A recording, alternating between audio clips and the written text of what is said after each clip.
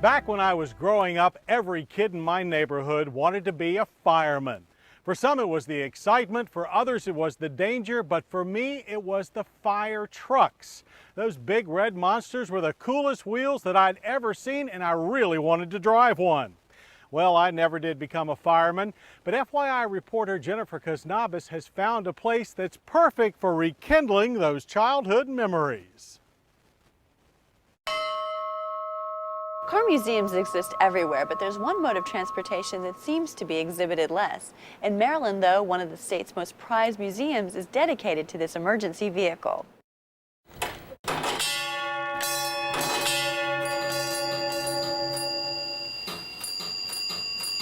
Sound the alarm, because just outside of Baltimore, Maryland is one of the nation's most celebrated collections of fire engines and apparatus dating all the way back to 1806. The museum was founded in 1971 by Mr. Stephen Heaver and his son Steve Jr., and it has been at this site or this location since that time.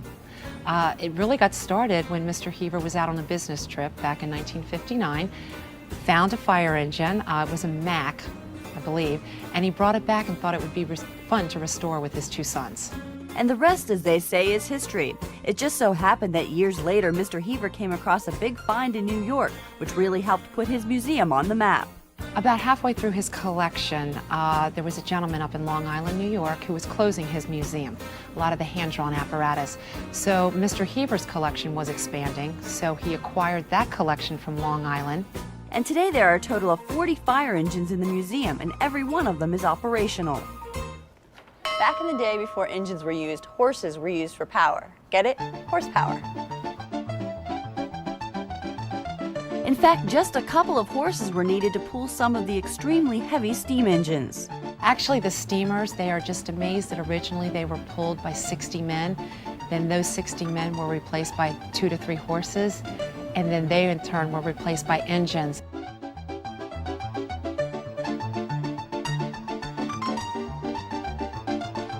But whether you are looking at hand-drawn apparatus like this 1822 John Rogers pumping engine and the oldest piece here, an 1806 Pat Lyon, or motorized designs like this 1917 Mack pumping engine and 1920 Mack wrecker, all are valuable pieces of firefighting history, and all of them have a story to tell. Sometimes I say to the children when we come in, when they have a tour, we talk about what a museum is and what a fire engine is, and I said, could you imagine if we listened carefully what these fire engines could tell you?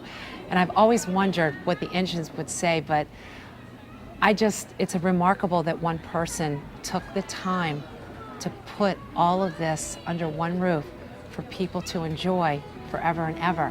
I mean, firefighting, police work, EMS, all of those things take such a great deal of dedication. And people don't realize their lives are on the line every day. And it's amazing that somebody wanted to honor that.